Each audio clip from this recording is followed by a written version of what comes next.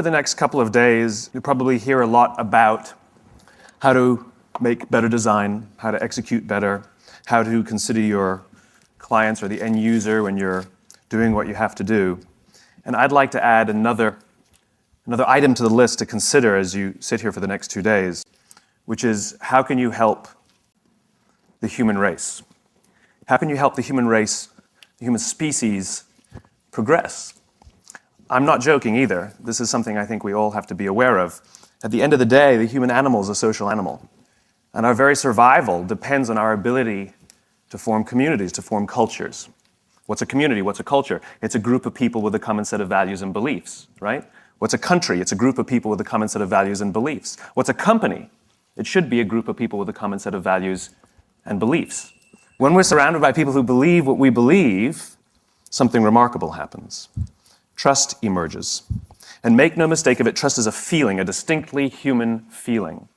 You know, we all have friends who are total screw-ups, and yet we still trust them, right? Trust is not a checklist. Simply doing everything you say you're going to do does not mean people will inherently trust you. It just means you're reliable. We need trust, right? We need trust. When we're surrounded by people who believe what we believe and trust starts to emerge, when we trust them and they trust us, we're more willing to take risks.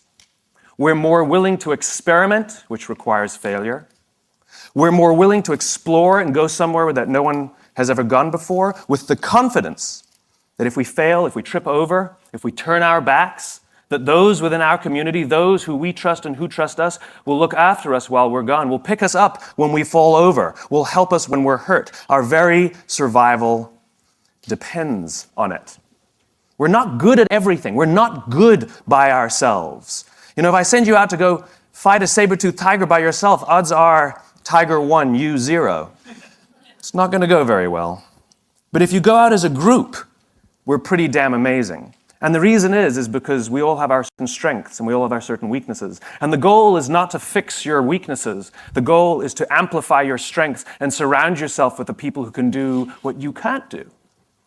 But it's not just based on skills and application and experience. It's based on what you believe. It's based on what you believe. You see, simply being good at something and having somebody else being good at what you're no good at does not mean you will trust each other. Trust. The sense of trust comes from the sense of common values and common beliefs. I can prove it. How many of you are from New York? Okay, a bunch of you. Are you friends with everybody in New York? Why not? Why not? But when you go to Los Angeles and you meet someone from New York, you're like, hey, I'm from New York, and you're best friends. Right? And when you go to France, there you are in the Paris metro, minding your own business. And you hear an American accent behind you, and you turn around, and you say, hey, where are you from? They say, Los Angeles. You're like, hey, I'm from New York. And you're best friends. Because when you're surrounded by people who don't believe what you believe, when you're in a strange environment where you don't feel comfortable, you look for anyone who may share some of the same values and beliefs that you have, and you start to form a very real and very intense bond with them, simply because you know that they have a basic understanding of how you grew up, of the things that you care about, of the life that you live back home. Well, the same is true when we go to work. Do we want to go to work with people who understand us, who believe what we believe, who have a similar view of the world that has nothing to do with their opinions and the differences that we share? That's good. That's called diversity. That's called advantages to problem solving, which is we can all look at the same thing from a different angle and come up with solutions. What I'm talking about is why should you help each other in the first place? What are you in pursuit of? Now, the question is what creates that sense of values and beliefs? What creates that sense of trust? Right? Our very human instinct. We know how to find people who believe what we believe. Our survival depends on it. We're biologically gifted with this idea. If I ask you to go out in the street and find all the people who believe what you believe, you know exactly what to do. You're going to strike up conversations. You're going to start talking to people. And either you'll have a good feeling about them or you won't. Either you'll have chemistry, whatever that means, or you don't. Sometimes it's quick, sometimes it's slow. But we know how to do it. It's called making friends, it's called dating, it's called networking. We have the innate ability to do it. The problem is it's not scalable. The problem is you're the only one who had that gut feeling. But if you know the symbols to look for, if you know how to see the things that people are doing and saying, that you can find them. If I tell you to go out on the street and find all the people wearing red hats, it's easy. There's one, there's one, there's one, there's one, there's one. They're easy to spot simply because they have a symbol. They have something that they're giving off that says something about who they are and what they believe. When you were standing on that Paris metro, that American accent that you heard was a symbol. It was a sign. You don't know these people, and yet you trust them. They will say to you, you guys have to go to this restaurant. And you'll go, okay, and you'll go to that restaurant because they told you to. Now, what if you were walking down the street and some stranger just says, hey, you got to go to this restaurant? You'd be like, crackpot, right? You're going to ignore them. This is what trust does. This is why we don't research everything. We don't need access to all information. Let's say you want to go buy a new television, right? So you do all your research, consumer reports, look it all up, right? I know what I'm going to buy. I know what I'm going to do. I'm getting the LG. It's the best on the market. Can't wait to get it, right? So that's what you've decided to do this weekend. That Friday night, you go over to a friend's house, your friend, the gadget guy, the guy who has the first of everything, right? And you go to his house and you can't wait to show off and share with him what you're going to do with all your research. And you say, I'm getting the new LG. And he says, nah, man, get the Sony. It's so much better. In that one instant, either he's completely turned all of your research on its head, and you're going to have to go back and do all the research again. Is he right? Should I trust him? Should I believe him? Or you just bought a Sony. All that marketing, all that research, out the tubes, down the drain. It doesn't matter. Because the person that you trust, the person from within your community, told you that you should get the Sony. And you trust him. He knows more than you. He must be right. I trust him. I don't have to know everything. Again, you're walking down the street. You accidentally bump shoulders with somebody, and they say, where are you going? You say, oh, I'm going to Best Buy to get the new LG. They go, don't get the new LG. I know everything about this stuff. Get the Sony. Crackpot, right? You're going to ignore the person. We don't trust everyone. We trust people from within our community. But you have to know what to look for. Just as I said before, when you find the people with the red hats, every single piece of communication we make, every decision we make in our lives is a piece of communication. Every decision we make in our lives as individuals or as organizations is a piece of communication. It's our way of saying something about who we are and what we believe. This is why authenticity matters. This is why you have to say and do the things you actually believe, because the things you say and do are symbols of who you are. And we look for those symbols so we can find people who believe what we believe. Our very survival depends on it. So if you're putting out false symbols, you will attract people to those symbols, but you won't be able to form trust with them. This is what Tiger Woods did to us. He lied. He lied. He told us what he thought we wanted to hear. And it was great, and we were drawn to it. And all of us who kind of liked that idea of the sort of the good guy were drawn to it, until we found out it was a lie. He could have been the bad boy of golf. He could have had all the same endorsements and had a fantastic career and still been hailed as one of the great athletes of our day. But he didn't. He chose to lie. Good luck forming trust again, Tiger. We don't believe you. We don't trust you. The goal of putting something out there, if you say what you believe and you do what you believe, you will attract people who believe what you believe. If you go to one of your friends and you say to one of your friends, how would you like me to dress so that you'll like me better? How would you want me to address you? How do you want me to speak so that you'll like me more? Right? Your friends are going to look at you and be like, what are you talking about? You're like, come on. What should I wear so that you'll find me more appealing? And how would you like me to speak to you so that you'll like me more? And your friends are going to tell you, just be yourself. That's why I like you. Just be yourself. Now think about what we do in industry. What do? We do market research, and we go out and we ask the customers, what kind of things, what style should we speak to you? How should we decorate ourselves? What kind of things are you drawn to so that we can do those things so you'll like us more? It's just as ridiculous. It's just as ridiculous. Organizations should say and do the things they actually believe, and they will attract people who believe what they believe. Or they can choose to lie, and at the slightest hint that they might be lying, cynicism sets in. And people start saying, I'm not sure I can trust these guys because there's not a lot of consistency in all the things they say and do, which means they can't have a very strong belief set or they're lying to me. And we call them inauthentic. The entire process of asking other people who we should be is inauthentic. That's hilarious to me. All these positioning studies we do are inherent. We're going to do a study to find out from people so we can be more authentic. That's hilarious. Say and do what you actually believe, and the symbols you put out there, the things you say and the things you do, those red hats are ways that people can find you. What you have the ability to do as designers is create those symbols and allow people to use those things to say something about who they are. Work for companies, work for clients, work for people who you believe what they believe. Show up and feel a part of something bigger than yourself. And your part is to put what they believe into pictures and words and symbols and graphics so that other people can use those things to say something about who they are. People put Harley-Davidson logos on their body to say something about who they are. Corporate logo. Ain't no Procter & Gamble's tattooed on anybody's arm. Because Harley means something. They stand for something. People put that tattoo on there not to tell you that they own a motorcycle. They put that tattoo there to tell you something about themselves. You ever see anybody with a Mac laptop put a sticker over that beautiful shining apple? Ain't never gonna happen. Then how will you know who I am?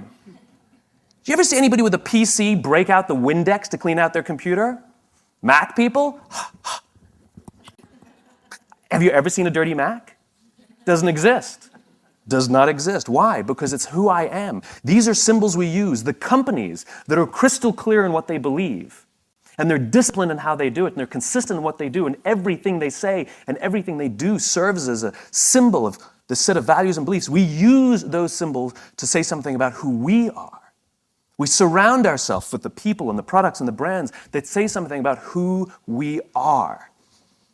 And when we can find the people who believe what we believe, we're weirdly drawn to them because our very survival depends on it.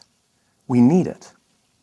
And so the more you can give of yourself, the more you can give of what you believe, the more you can with discipline, say and do the things you actually believe, strange things start to happen. Just like on that metro in Paris, simply because of one tiny little symbol that was put out there, that we are from the same place. We may have the same values, we may have the same beliefs, we're drawn to each other, and we legitimately trust each other, and more importantly, we'll look out for each other. And that's the key to all of this. We go to work every day and we sit at our computers and we sit at our desks and we solve problems by sending emails. Get up and go talk to somebody. It's called human interaction, and it's a beautiful, beautiful thing. I'll tell you a quick story. I was on a plane it was about a week ago, actually. It was only about a week ago. And I was coming down the aisle, and my seatmate, I guess, my companion for the next 5 hours, was already sitting down. She was in the aisle, and I had the window seat. And you know, we've all had this experience where you're the one who gets there first and you look down and you hope that it's that one. Please, please, please. No. Praying that becomes your seatmate. I've had many fantasies about wives and girlfriends that never sat down next to me.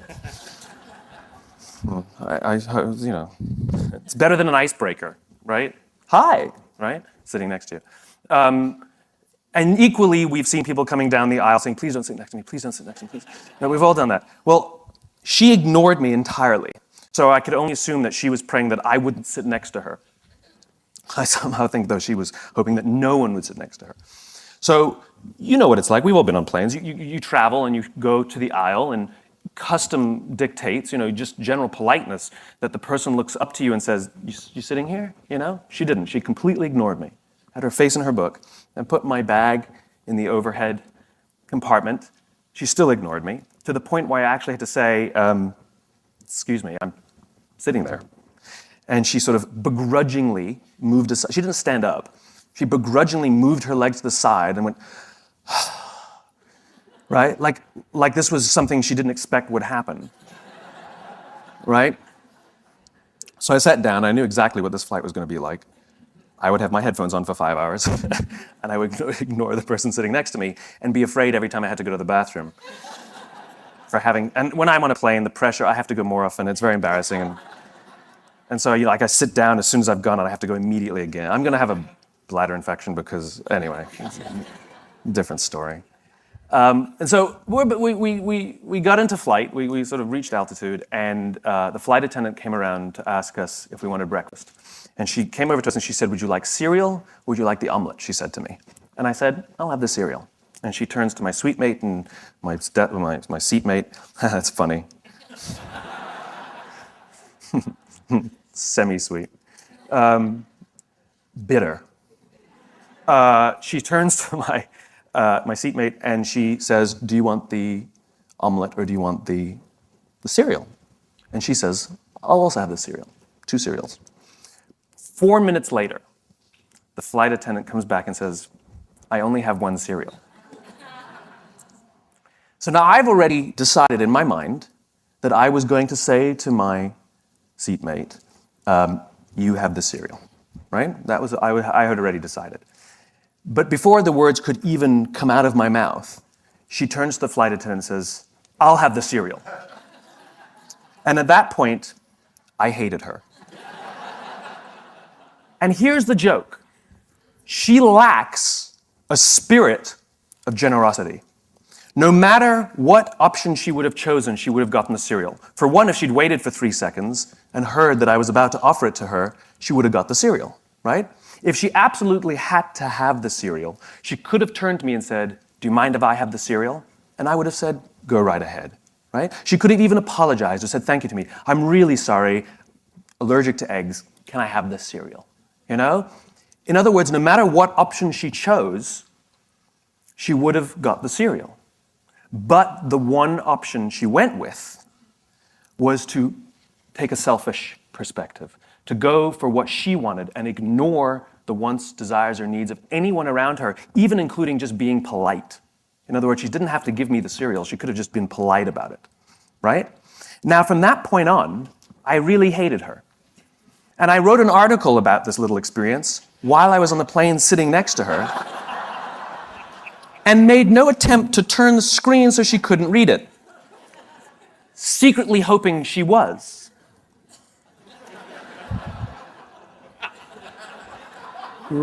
Salt and pepper hair, glasses. I'm good, thank you. And more importantly now, I had no desire to do anything for her anymore, right? Now, when we got done, when the flight landed, perhaps as a nice person, if she had just established some sort of rapport with me, just because I'm a nice guy, I would have taken her case down. Here you go, you know? But I didn't, and I wasn't going to. Or if I did, it wouldn't have been with a spirit of generosity. If I did, it would have been as a sort of a smug remark, like, there you go, I'm still nice. It would have been as a, one of those deals. Or I would have done it simply as some sort of positive reinforcement to myself that despite this horrible person, I'm still a nice guy, right? No matter which one would have motivated me to take that case down, it wouldn't have been with a spirit of generosity. It would have been some sort of selfish act or some sort of aggressive act. Right? It's the spirit of generosity. If we're willing to give to the person next to us, it's amazing what they'll be willing to give to us. Right? And again, our very survival depends on this. We need to trust each other, and we're more willing to trust somebody who's willing to help us. I hate the whole self-help industry. Right? How can you be happy? What are the 5 steps you can follow to be a millionaire? What are the 7 steps that you need to get the career that you want? Me, me, me, me, me, me, me, me, me. What about helping the guy next to you? What are the 5 steps that you can do to help the person next to you lose some weight? What are the 7 steps that you can follow to help the person next to you find the job that they want? Do you know how we get fulfillment? You can be happy because you did things at work. You can be proud because you did things at work. You can be excited because you had a big success at work. But you know how you feel fulfilled at work? When you do something for someone else. It's the only way we get that feeling. It's the only way we get that feeling. Do you know why the statistics say that over 90% of people don't feel fulfilled by the work they do? It's not because of the job, it's not because of the pay, it's not because of the benefits. It's because we don't help each other anymore. We sit in our cubes and we work. And anything that we turn to anybody, it's because we need something, we need to get something. And yet we don't put ourselves out there simply for no other reason than to help somebody else. Do you know what generosity is? Generosity is doing something for someone else expecting nothing in return. At no point ever. I did something for him, why won't he help me? It's not an equation. It's designed to help you feel good. And Mother Nature has given us this feeling when we do something for someone else to encourage us to do it. Because when we are in groups, when we are surrounded by people who believe what we believe, trust emerges and our very survival and progress goes up. Sex feels good. It's why we do it.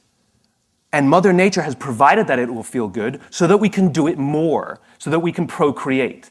That was not an accident, right? Well, the same goes here. That sense of fulfillment that we get was designed so that we'll do it more, so not only will we procreate, but we'll create strong senses of bonds and cultures amongst each other. I did a little experiment with a homeless person. Not like on them, it's not like electrodes. With them, voluntarily helped me. Because the whole idea of giving, right? You've all walked down the street and you've all seen someone begging and you either have or haven't thrown a few pennies in their cup. When you do, you feel good. You bought that feeling. That is a legitimate commercial transaction. You know, commercial transactions are defined as the exchange of consideration. There was an exchange of consideration here. You gave money, you got the feeling of goodwill. You paid for that feeling. If you didn't give money, you either feel nothing or you feel bad. You can't feel good by not giving. All right? You paid for that feeling. So now the question is, how is that person encouraging us to give? The joke is, they act like every corporation in the world. They talk about themselves. Me, me, me, me, me, me, me, right? Like they sit there with their little outdoor advertising, little sign, right? And it says, I'm homeless, I'm hungry, I got 12 kids, I'm a veteran, God bless. They got it all in there, trying to appeal to somebody, the religious vote, the veteran vote, you know, the child sympathizer, surround yourself with lots of pets, go for that one too, right? All in an attempt to get something from someone.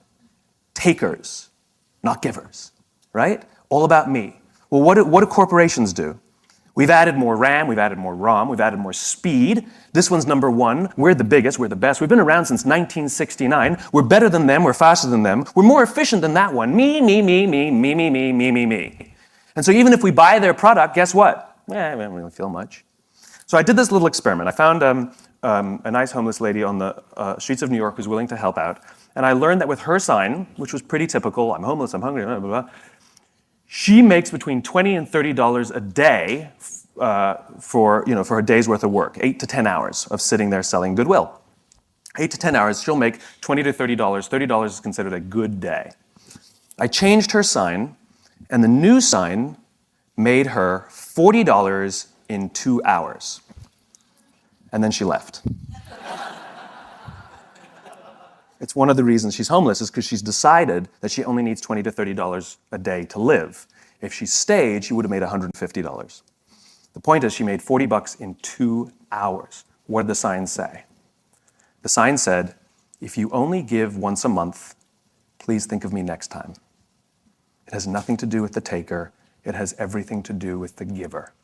And what are the objections people give when they don't give? I can't give to everyone. How do I know that they really need it? And so I addressed both those concerns. I know you can't give to everyone. So if you only give once a month, my cause is legitimate. I will still be here when you're ready to give. $40, 2 hours. Make it about them, not about you. The fact of the matter is 100% of customers are people. And 100% of clients are people. And 100% of employees are people. I don't care how good your product is. I don't care how good your marketing is. I don't care how good your design is. If you don't understand people, you don't understand business. We are social animals. We are human beings, and our survival depends on our ability to form trusting relationships. We could have had this conference online. I could have given the same talk sitting behind my computer. We could have all turned on our WebEx. We could have all sat at our terminals, and I would have given you the exact same information. Would it have been the same? No, I'm not there. There's this weird thing about human interaction, right? We can't form trust without, you could like what I say, but you wouldn't be able to form trust without it. In fact, simply being here, we all say the same thing. You could have all for 2 days. Absolutely boring, abysmal speakers. Boring, boring, boring, right? We've all been to those. Maybe there's one shining star. You're like, well, I like him, you know? And what do we say when we leave? The speakers sucked, but I'm glad I went because I met some great people. It's this. This is what the conference is all about. You showed up not because you're in an industry. You showed up because you have a common set of values and beliefs. There's a million design conferences. You got to take time out of your day. You got to pay money. It's called sacrifice. It's called payment. It's called risk. But you're here simply because you know something about each other. When you go out on the street in an area where you don't belong, where you're not amongst people who believe what you believe, and you see somebody with the same badge as you and you haven't met them yet, you're going to go, hey, why? They're just as much of a stranger as any other person on the street. But because they have that little symbol that says that I believe what you believe, I'm a little bit like you, we can form a bond very quickly and instantly. You do. You do. It's called human beings. Do you ever watch Deadliest Catch on the Discovery Channel? I was flipping through the channels one night and Deadliest Catch came on. And on this episode, just random, they were in a huge storm. Now, for those of you who don't know Deadliest Catch, they take these crab fishing boats out in the Bering Sea, which is like terrible, and they put cameras on them, and we watch, right? The reason that's, I guess, significant is because these crab fishermen have, I think, one of the top 5 deadliest jobs in the world. You know, I don't know what the exact number is, but dozens of fishermen die every year doing this. We apparently find that entertaining, which it actually is. So they have cameras only on 5 or 6 of the ships, even though there are many, many, many ships that go out fishing every season, and they don't really come into proximity with each other because the ocean's huge, and they usually sabotage each other and give each other false information because they're all competitors. They're all looking to get the crabs and make sure that they find them and somebody else doesn't. And it's business, right? It's just business. It's okay. We all do the same thing in our own companies. And in this one episode, this big, huge storm was so violent that they had to bring all the pots, which are the big cages that they catch the crabs in. They had to bring all the pots back on the boat and wait out the storm. And just by dumb luck, one of the boats that had cameras on it was in proximity of a boat that didn't have cameras on it. And so they had secured all their pots on the deck, and so they started filming the other boat. And they filmed a guy climbing on the outside of the cage, securing the pots. And all of a sudden, a huge wave hits the side of the boat, and the guy's not there anymore. And the people on the boat with the cameras start screaming, man overboard, man overboard, man overboard. And they turn their boat towards where they think he might be. He's a stranger. They don't know him. They don't know the crew members of the other boat. And yet they react. And they turn towards him. And they find him in the drink. And for those of you who don't understand how dangerous this is, if the water is so cold that if you're in the water for, I think that it's a minute or a minute 30, hypothermia will set in and you die. And they come upon him, and he's screaming, don't let me die, don't let me die. And they pull him on board, not out of the woods yet. They strip off his clothes because it's wet and cold, and they wrap blankets around him to prevent hypothermia from setting in. And he survives. And it's overwhelming. And the captain comes down, and this is all on, you can go watch it on TV. The captain comes down, and he hugs this stranger, this young man, his competitor. He hugs this guy as if he's his own son. I lost it. Everybody is crying. And you realize what happened here was a human interaction. And the reason they risk their own lives to help this other person, even though they spend every other day trying to get ahead and sabotage, is because at the end of the day, they're all crab fishermen. And they know something about each other. And they know something about the risk that they all take to do this. And when push comes to shove, they will put themselves out there to help each other for no other reason than they get it. They're one of the same. I will promise you that every single member of that crew that day went home with a feeling of fulfillment. I promise you that every single person on that crew that day felt more good in their hearts and in their jobs than the richest days that they've ever pulled in. My question is what are you doing to help the person next to you? Don't you want to wake up and go to work for the only reason that you can do something good for someone else? Wouldn't you want them to do that for you? Thank you very much.